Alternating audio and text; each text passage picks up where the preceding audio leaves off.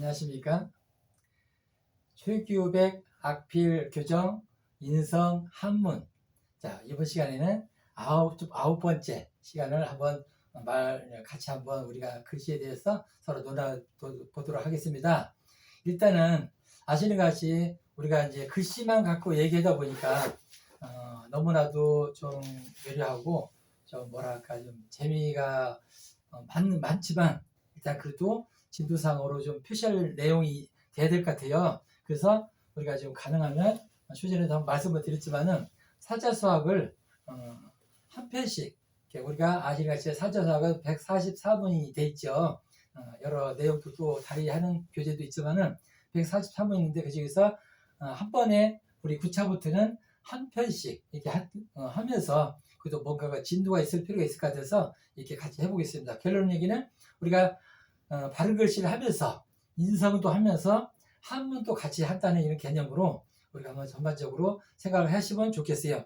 우리가 아시는 것이 제일 먼저 중요한 것은 펜을 쓰려면 잡는 법이 중요해요.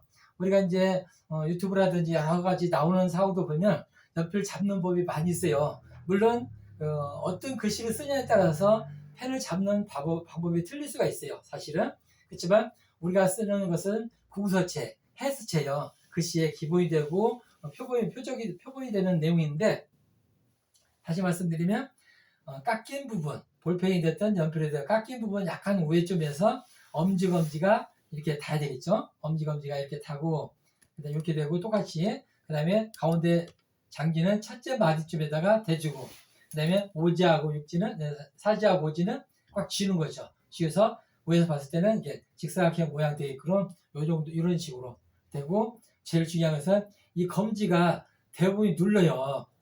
쓰시는 분들 보면 이렇게 눌러갖고 이렇게 펴져갖고 이렇게 누르거든요. 그러면 글씨를 쉴 수도 있고 손도 아플 수도 있고 글씨를 많이 쓸 수가 없어요. 오래 쓰지 못하는 거죠. 그건 아니고 얘가 똑같이 엄지검지 똑같이 하면서 이게 튀어나오는 것이 참 중요해요. 검지의 첫째 마디가 튀어나오는 거, 그리고 엄지의 여기 마디도 여기 튀어나오는 거, 이렇게 돼야만이 여기가 이제 직사각형 모양이 나오거든요.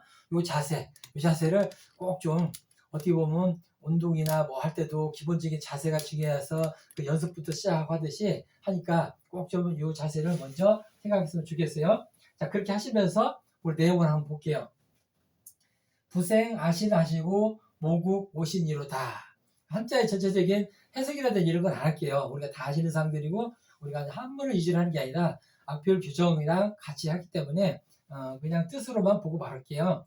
부생 아신하시고 모국 오신이로다. 그럼 아버지께서 나의 몸을 낳으시고, 그렇죠? 아버지께서 나의 몸을 낳으시고 어머니께서 나의 몸을 기르셨도다.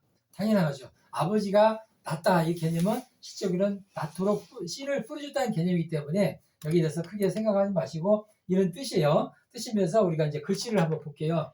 여기서 보시면 자, 부생 아신하시고 할 때 부자도 쓸 때 보면 우리가 비읍자를 말씀드렸었죠. 비읍자를 꺾어서 우리가 이제 해수체는 일단은 꺾어서 하는 것이 중요해요. 좀 더 다시 한번 부연드리면 자, 이렇게 쓴 것을 노예이기라 그랬죠. 노예. 이 꺾는 부분이 참 중요해요. 이 개념이 우리가 서예에서도 써서 하듯이 이런 느낌으로 써주셔야 돼요. 이런 개념이기 때문에 짧은 회기라 하더라도 전부 다 이런 개념을 해야 돼요. 그럼 느낌도가 아예 더 말씀드릴게요. 느낌도 이렇게 해서 이렇게 간 건데 이 느낌도 이렇게 해서 자, 이런 느낌을 써줘야 돼요. 느낌도 처음에 여기 힘을 주고 여기서 살짝 들었다가 여기다 힘을 줘서 끝을 이렇게 마무리로 이렇게 글을 갖다 이렇게 해서 이렇게 버리면 안 되는 거죠. 이런 개념이 아니고. 그래서 이제 노획하고 늑획하고 영획, 동그라미 핵이 모여서 글씨를 다 만드는데 이런 비읍자 같은 경우도 짧아도 꼭 꺾어서 해주는 것이 해수체의 기본이기 때문에 물론 이제 팥글씨나 뭐 상글씨는 여러 가지 쓸 수는 있어요. 그렇지만 지금 거듭 말씀드리지만 우리는 해수체니까 이 개념을 봐주면 좋겠어요. 비읍자 한번 써볼게요. 다시 꺾어서 약간 이렇게 반듯이 내려왔어요. 그 다음에는 이런 개념을 가기 때문에 약간 크게 이게 내려왔어요. 얘도 꺾어서 얘보다는 앞에 얘보다는 좀 길어야 돼요. 그 다음에 여기서는 얘는 다고서 중간쯤에다가 이렇게 해서 이건 좀 띄워줬죠. 그 그 다음에 끝에는 마무리를 꼭 해줘야 돼. 이렇게 딱 닫을 정도로 깨끗하게. 이게 참 중요해요. 뭐든지 마찬가지지만 무슨 일이든지 일 마무리가 중요한데 이 글씨도 마찬가지예요. 이거 좀 해주면 좋겠고요.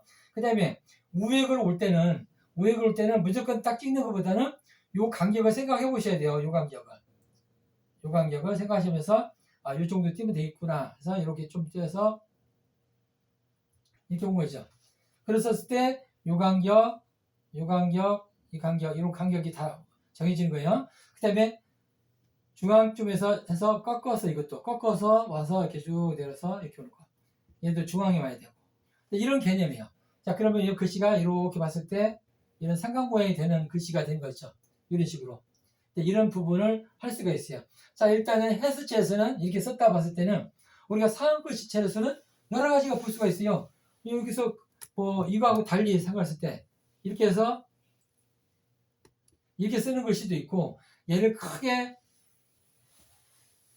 쓰고 얘를 갖다가 작게 쓸 수도 있고 일단 얘도 이렇게 쓰고서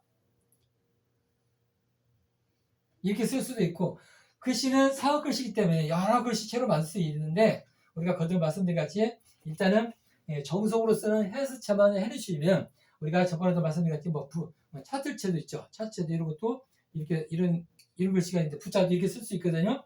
근데 이렇게 쓰든지 여러 가지가 있는데 이런 글씨체는 우리가 뭐든지 기본문이 잘 되면 할 수 있기 때문에 일단 거듭 부탁드리지만 이 해수체에 대해서 좀 더 생각을 다 했으면 좋겠어요. 그래서 한번 말씀드린 적도 있지만 우리 제가 사다 보면 대한글씨검정교육회 인천지부에서 하다 보니까 팥글씨라든지 상어글씨 여러 가지 피오그래피 하시는 분들이 강사분들이 오셔서 정체로 쓰는 해설체를 알려고 오신 분도 간혹 계세요. 너무나 참 대단하신 분들인데 마찬가지로 이런 글씨의 기본을 우리가 말씀드리고요.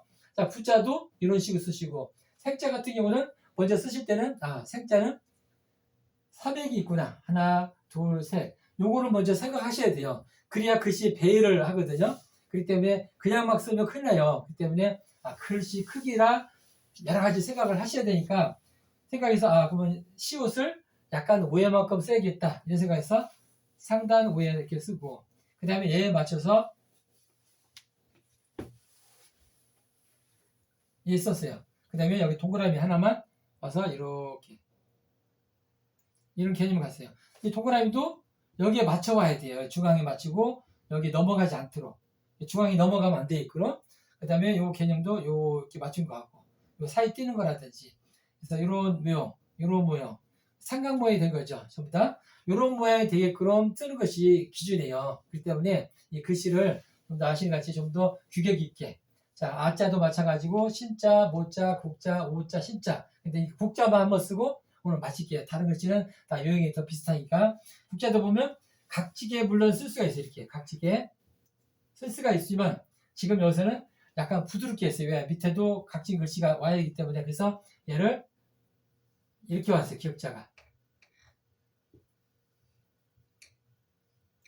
이렇게 썼어요. 근데 요것도 간격이 이렇게 맞춰줘야 되는 거 이렇게 중앙에 이렇게 돼야 되는 거 요렇게 돼야 되는 거 요거 꼭 기준해 주시고 지금은 국자에서 기역자 쓰는 것만 부드럽게 쓰는 것만 한번 하고 마칠게요. 여기서 보면 이 점이 있다고 봤을 때 여기서 가루를 얇은 가루를 한다 생각하시고 여기서